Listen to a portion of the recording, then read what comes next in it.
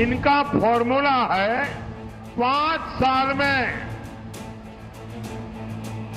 5 पार्टियों के 5 पीएम बनाएंगे।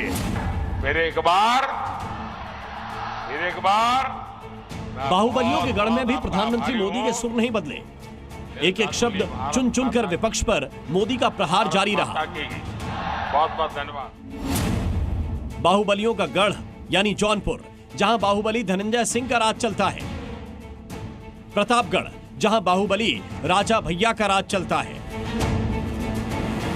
5वें चरण में पूर्वांचल की 14 लोकसभा सीटों पर 20 मई को वोटिंग है, जिसके लिए सभी दलों ने अपनी पूरी ताकत लगाई हुई है। तो बीजेपी की ओर से खुद प्रधानमंत्री ने मोर्चा संभाला। सबसे पहले मोदी ने धनंजय सिंह के इलाके में अपनी रैली की। परेशानी ना हो। धनंजय सिंह पहले ही ऐलान कर चुके हैं कि उनका बीजेपी को पूरा समर्थन है। कल धनंजय सिंह की पत्नी की तस्वीर भी सामने आई थी। अब समझिए धनंजय सिंह के समर्थन से बीजेपी को कितना फायदा होगा। बाहुबली धनंजय सिंह की जौनपुर इलाके में मजबूत पकड़ मानी जाती है, लेकिन 2014 के बाद से लगातार चुनाव हार रहे हैं। ठाकुर समुदाय के युवा मतदाताओं के बीच उनकी मजबूत पैठ मानी जाती है, तो मुस्लिम और दलितों के बीच भी गहरी पैठ है। धनंजय सिंह और बीजेपी के कैंडिडेट कृपाशंकर सिंह एक ही समुदाय से आते हैं। जाहिर है इसका फायदा बीजेपी को होगा और मुस्लिम और दलितों के बीच गहरी पैठ का भी फायदा होगा। अब जौनपुर का जातीय समीकरण समझिए। ब्राह्मण 16%, राजपूत 15%, यादव 15%, एससी 19%, मुस्लिम 14% और अन्य 21%। ये जौनपुर का जातीय समीकरण है। अब जौनपुर लोकसभा सीट के 2019 के नतीजे समझिए। बीजेपी के कृष्ण प्रताप सिंह को 4,40,000 से ज्यादा वोट मिले थे और बीएसपी के श्याम सिंह यादव को 5 लाख से ज्यादा। बीजेपी की हार का अंतर यहां 60,000 वोट का था।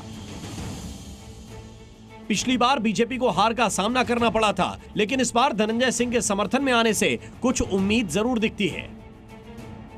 राजा भैया के गढ़ में मोदी, कैसे टूटेगा बाहुबली का फैक्टर।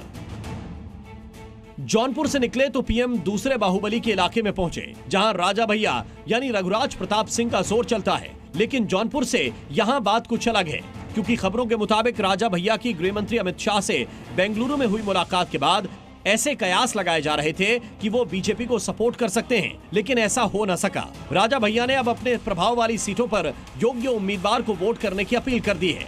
अब समझिए वो कौन सी सीट है जिस पर राजा भैया का जोर चलता है।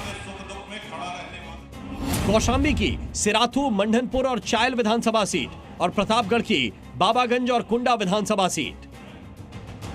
राजा भैया के ऐलान के साथ ही दोनों सीटों पर सियासी तपिश बढ़ गई है। रघुराज प्रताप सिंह का कुंडा और आसपास के क्षेत्रों में मजबूत जनाधार है।